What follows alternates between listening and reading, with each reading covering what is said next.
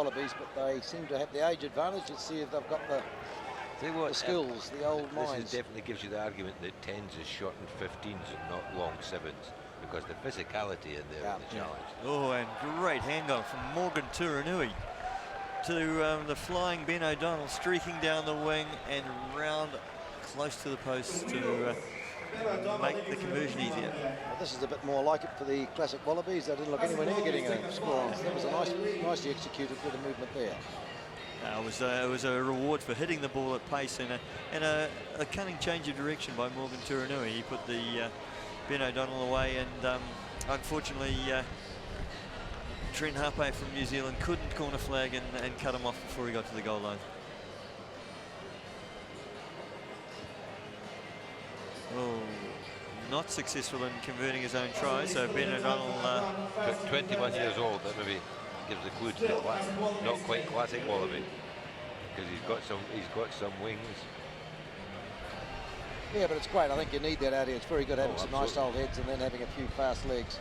It's a great old combo. I remember playing many years with Wuru Nwuntu, who played for New Zealand. He was quite a bit older when he got here, but he was just a steady general standing in the backfield there, and he would just command the play. Yeah, and you have to wonder where was that intent and that speed in the first match. Well, they didn't even appear to try and use it. I think they kicked for him a couple in the early games, thinking he would chase really quickly, but they just got it wrong. Yeah, I think they threw away too much ball. You did right, Chris, on that kick. Morgan Turanui was some player in his day. Very much a rock in the midfield, yeah. They've got 2 rocks out there now. Wendell and Morgan. He's got the ball here. Big charge, I think, is coming. Again, switch of play. Ball's gone backwards, though, so play on. You got away with that.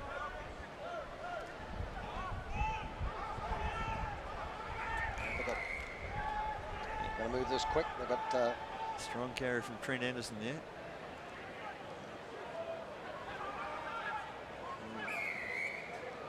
Okay, not 10 metres, the referee. I think Wendell's due a carry soon. He's been running the supporting line, getting nowhere near the ball.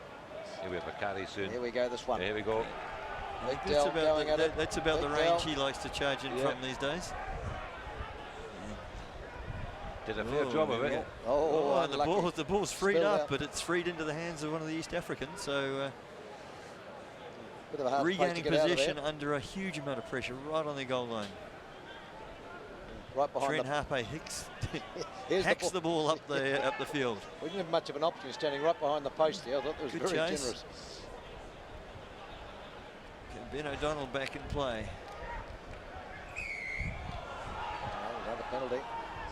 Has he penalised that tackle? Not sure what he penalised there, through. to be honest. Is he going to get it down? Oh, it seems to have been rolled on his back.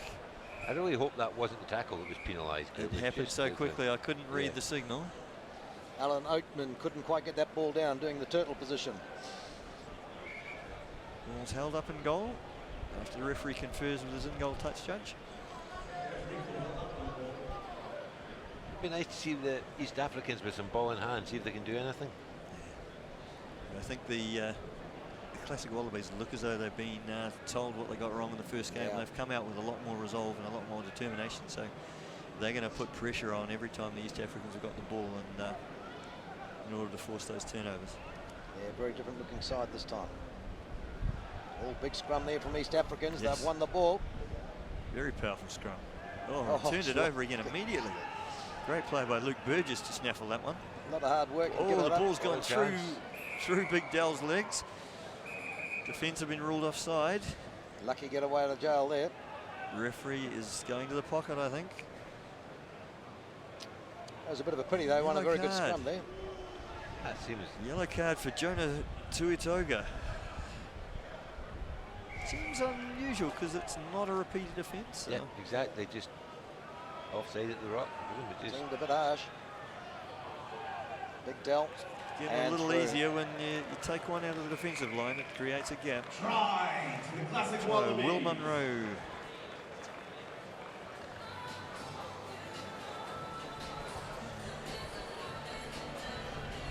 Yeah, a lot more confident start here by the classic Wallabies. The seem to be playing with a bit more commitment and determination, keeping that ball in hand, and it's paying dividends this time around. And we saw in the replay there, one of the East Africans rushed out of the defensive line, took the wrong man, and allowed the space for Big Will Munro to stroll through, you'd have to say, and score a try by the post. The Go Cloud Wi-Fi East Africans still sitting in there. Conversion successful, 12-0 to the Classic Wallabies. Deep kick. Restart. Ben O'Donnell will be hoping that doesn't roll over the dead ball line, which it promptly does. Free kick to the East Africans on halfway, and they seem keen to get there and get on with it. Well, they need to get there and get some points on the board. It's 3 minutes to go, so all the expectations on them. They need to make it happen. An interesting kick that from Ben O'Donnell. Maybe not familiar with playing on the Astro surface. The rubber bounce can quite often just go on and on forever. So that was a big shove off. Hard to get the backspin with your lob wedge on this one. Which was out playing golf with your doppelganger the other day, Peter Ahern. He was pretty handy on that. Bad mistake, the scrum half there for the East Africans. Jeez. And ball's come away. And Classic Dylan Wallabies, Pesh down the wing, showing some great pace. Steps inside the last defender. And another easy try. Third try to the Classic Wallabies. This is looking difficult for these Africans now. Another try. This one Mistaken, Dylan Pesh is one of the players in the broader 7 squad for Australia. So and he's only 18 years old. yes, they have a lot of young talent in that squad. They 18. Go Cloud Wi-Fi East Africans still. 2.5 minutes to go in the first. Yep, 18 and 95 kgs, Brucey. They're making them big these days. Yeah.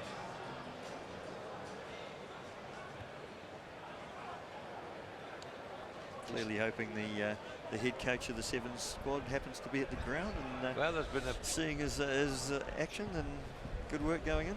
I think Samurai last year lost 2 players for the final because they get pulled into the 7th squad before the final game because they weren't playing well and their teams took injuries. Unfortunate, but it is the greater calling, isn't it? Yeah. Not sure kicking the ball away there was the best idea. Ben O'Donnell seemingly secure at the back there. And moves the There ball. goes wide. Here's the Okay, option. that's Wendell's lookalike in 11 there. Brendan Williams, fleet of foot. It's not really going East Africa's way. Classic Wallabies looking pretty comfortable here. Look at big that. space in the middle. Yeah. Is there a runner off his shoulder? Yeah, there is, and another one. Nicely done. Still moving defended forward. well that time. Oh, unlucky there. Offside again, probably at the ruck. No. Got a scrag in the face on big pass out wide. Oh, look at that. Number 12 put it away. Yes, I think there was a slight lack of interest in the Sam tackle Harris, from yeah. from the last defender there. Saw Sam Harris coming saying yours, and no one was in there to take it. Just sort of very easily stepped inside. Try. Another one to the Classic Wallabies. And right on hand there, on off his shoulder, ready for an offload if necessary, was number 5, Steve Menzies, the very well-known Manly Seagulls player. I think still the leading try scorer and a forward, so a real great of the NRL. Tougher conversion that time, and the flags stay down. We're seeing there's a bit of Alan Jones is making a bit of comment about Australian rugby and being a bit doom and gloom about it all. What do you reckon? Well, they have some serious problems at the moment. The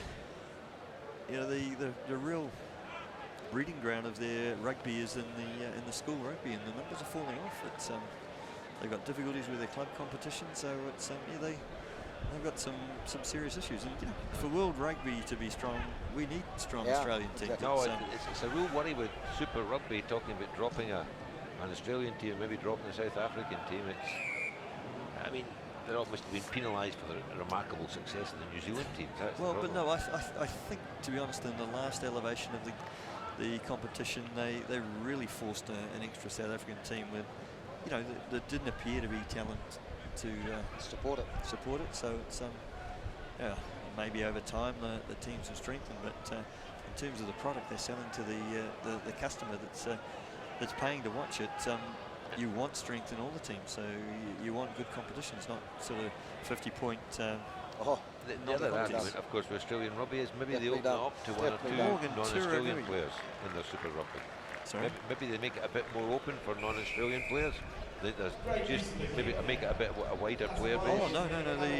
The Australian teams have got a lot of New Zealand players in there already. So they're the Brumbies have staffed their fly half position with a Kiwi kid this year. There's in critical positions where you would think Australia would need to have their own coming through, and I mean, it's been a criticism of the top 14 in France recently. They load so many high-paid internationals in there. They're not developing their own it team. doesn't bring the local talent through. So yeah, and I would have thought actually the biggest problem Aussie have had in the past is generally the type 5. That's where they've struggled. And you need to do it, but as you say, I mean, it's no point having. You need competition. Iron sharpens iron, and if we don't have a solid Australia, it's not going to be good for us. So we want them strong. We want the contest to be good. We want them fighting over the Bledisloe Cup and the Super Rugby trophies. But you see, Classic Wallabies clearly woken up after their. You'd have to call it a disappointing performance in the first game. They've got 29 points on the board already at half-time. So we're looking at the potential for one of the bigger wins in the tournament to date if they can keep this pace up. Yeah, very different tactic. I mean, the first one we saw a lot of kicking. They kept the ball in hand here. I wonder whether it was previously the other teams were putting in a lot more pressure and they were resorting to that.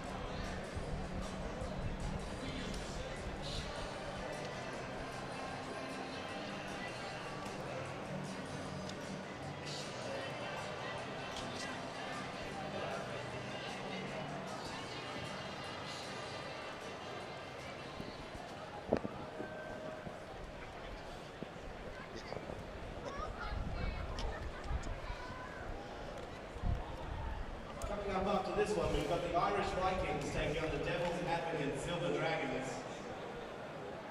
Make sure you stick around for that one.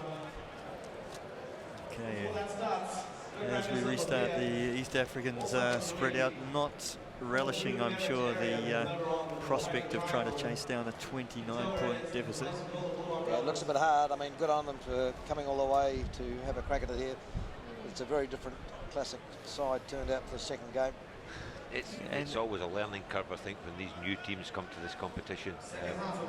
Yes, and clearly they've showed the Classic Wallabies have players unfamiliar with the format, so they got it wrong the first game. They've certainly turned that around.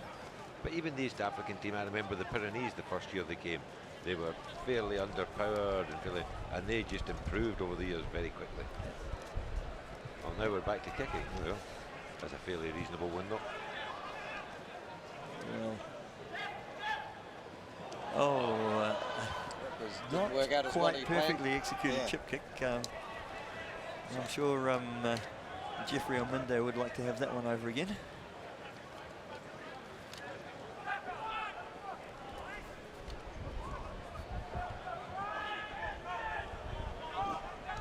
Ball fed wide. Steve Menzies on the outside, turning in for the return ball. And ball unfortunately lost forward in the tackle. I was actually going to congratulate the defenders for scrambling, Terry. But there was 4 Wallabies there to pick that up. They did well. They've got the ball back. And Beaver, as he was affectionately known in his playing days, didn't quite secure the ball. Sure, he would have been under the post if he had. I didn't think you Kiwis called any Australian by an affectionate name when you were playing rugby. No, that's how he's affectionately known by Australians. We're on air, we can't do the other version. It's interesting actually. Nicely picked up the feet. Oh, a nice skip out of that tackle. Ball knocked into touch by the Wallabies, and the East Africans quick to get in the quick throw in. Well, I think they realised. Unfortunately, committing 5 players to that ruck's going to leave them short somewhere else. Oh, let's see if the wheels are going to spin fast enough here. What's that? Can he gather it? Great play. Just got to be run down. Oh, he's up on his feet and played it again. Great run down the wing there by Tony Onyango. Oh, unlucky. Ball Tried to a pick it little off. off to There go. it is. Oh, Yes. they'll take I it. think we've got Ocean Bosgood across for the try. I think the referee is looking at it, but that to me is a try. I think the ball was knocked back off the Australian player. Yeah, I thought that was The pretty referee fair. has actually called a scrum. We've seen that referee before, Bruce, haven't we? Trent Hape clearly was disturbed by the referee's interpretation there. We've seen that referee before in our league. I think he's made a similar. That's cool. They're very unlucky there for. Yeah, I think that Just great Africans. run down the sideline by Tony Onyango deserved to be rewarded with a try. Yeah. And actually, a supporting runner too that started it. It was good rugby. Very unlucky. Well,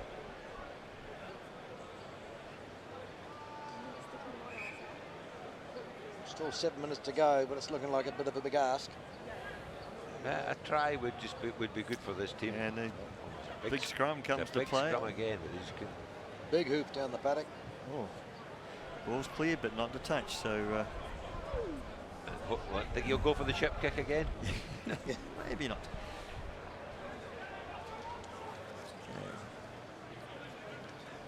Coming wide. Trent Hape sees a gap through the middle.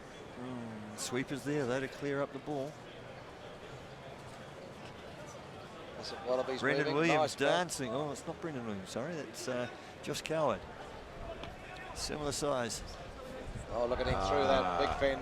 Yeah. And Ben O'Donnell again showing those long legs can gobble up the turf when there's no one in front of him. He lured the defender into the fend there. He always knew he was going outside him.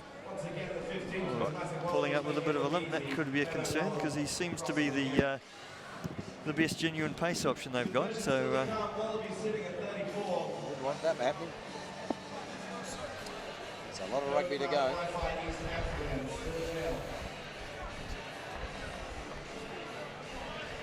$34-0, 6 minutes, conversion to come.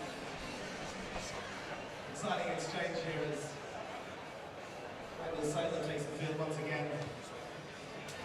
And just out. slides away to the right. Just over 5 minutes to go. Can we get a try on the board from the East Africans?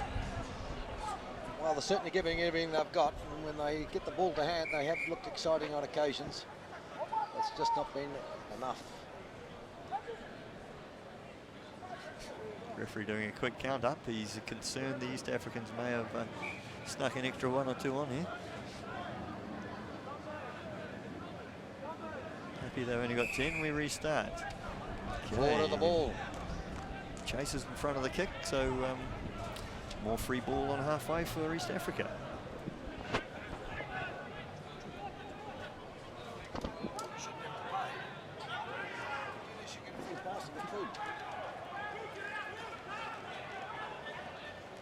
Just bring it back. Take those two. Oh, you got it. No, you don't go down the bloody halfway, don't you? You know, with the normal little galley is. And a bit of rough scrambly play there. Referees ruled it's a knock on by the classic Wallabies. Well, here's a scrum to the East Africans, and their scrum has looked dominant. It's good if They're they in front of the Wallabies posts. There's their chance. well, if they can get a good push on here too, they'll prevent the Wallabies from breaking out easily. So they'll have more space for their backs to try and exploit. There's a temptation in this format to clear the scrum as quickly as you can, and they put the heat on, they won't be able to do that. I think the number 8, the way he's lined up here, I think might be getting the ball. He's been doing a lot on. Ball comes. Oh, and he's through. Yes, and it's a good try. Great reward. Jonah Tuitoga. They lined up, that's what they were going to do. Well, that's a good reward for them. First try for the Go Cloud Wi-Fi East Africans. Number 8, Jonah. And that's Jonah Tuitoga from Fiji, which is very, very East Africa. Yes. Just off the coast of Madagascar, isn't it, Fiji? A little bit. I think think latitude, right? none of our rugby nations are in a position to talk about poaching South Sea East Islands Africans to play 5. for us. I think it's Wallabies, rugby's a 34. profession now. There's players from every country in all parts of the world playing. And, you know, they have rules which you have to comply with. So you feel, you know, Hong Kong benefits from the 3-year residency rule. Absolutely does. I went to Fiji just after my 50th birthday en route to Samoa, Terry. Went to Robert Louis Steve's, it was great, but it was with 2 friends, and went and watched a whole day of club rugby and then inter-island rugby. And we were looking in the newspaper, and my friend said, "Have you seen this daily newspaper? It's 100 pages. It's rugby, rugby, rugby, rugby, murder. Rugby, rugby, rugby, rugby, theft. Rugby, rugby, rugby, holiday." You know, like 75% of the newspaper was rugby in Fiji. Certainly, I remember. And the murder was a referee, and the theft was a ball in the line-out. I remember managing the Hong Kong team to Fiji, and might have been 1997, the handover. So I got the short straw for that one. And sitting in the stands there, and the first day was cancelled because of a hurricane, so they played the second day. And someone happened to tackle, one of the foreign teams tackled some Fijian player, and the mother ran onto the field with her umbrella and traced him around the paddock for about 5 minutes for tackling her dear little wee 6'6", 200-pound Fijian son. They take it seriously. And he loves his mum. The one thing I said about the rugby, you know, I mean, maybe a few years ago you're watching the international team for Fiji, you'd say they seem to be a 60-minute team and run out of gas. I noticed that you went there, the club rugby was every hour at the ground. Every hour there were 30-minute halves, bang, bang, bang. They get all the games on rock-hard pitches as well. Well, in the warm-up to that, we went out to Luko Nambero's village, and so Hong Kong warmed up against the village side, and they cleaned us up quite comprehensively as well. Yeah, there's many undiscovered gems in rugby in the islands in Fiji, but they're lovely people. Great play from the number 8 again, flicking it up the Jays, but Morgan Turanui sweeping back in defence. He's going to bide some time while his mates come to help him. He was a quality rugby player in his day, was Morgan. He said that just before he threw that forward pass. Yes. He was quality right up till that point. Looks flat to me, but as you know, the referee's always right. Scrubbing it down in front of the 22, East African team. The last flourish from East Africans. Indeed, but a far better polished performance from the classic Wallabies here. Lot stronger performance. Interesting to hear the ground announcer saying it looked flat to me. I mean, you know, if you make that call in Boston, the Patriots game, you start deflate gate again, don't you? Yes, yeah. That game with funny padding, it stops all the time. Yeah. Well, that's a great steal from the Wallabies, and Bit of given away volleyball again. there. Yep. Is it true they wear helmets so they can listen to their music during the games? I thought it was because they were space cadets. Anyway, 3 seconds to go on this game. Let's get serious. The classic Wallabies have drawn this half to date, 5-all with the East Africans. So you'd have to say that's a triumph for the underdog, and a great platform for them to go into the next game with Absolutely. a bit of excitement. Who is their final game? It would be the Pyrenees. So it's going to be a challenging game for them. No, yeah. Still uphill with the Pyrenees, all right. Okay, Steve Menzies on the outside, flicking the ball back over the top. Good nice change of direction here. Oh, nice linking. run. Steve Menzies busting up the middle and streaking away, proving those legs have got a bit left in them yet. 2 lovely changes of direction there, wasn't there? Oh. And, you know, he has always been a quality player, and he proves it doesn't matter what code he's in. It's quality shines through. So, at the ripe old age of 43, he's doing pretty damn well. 43, that's fairly impressive. That really is. It must have been him that Wendell Taylor was talking to before the tournament. Final score 41-5.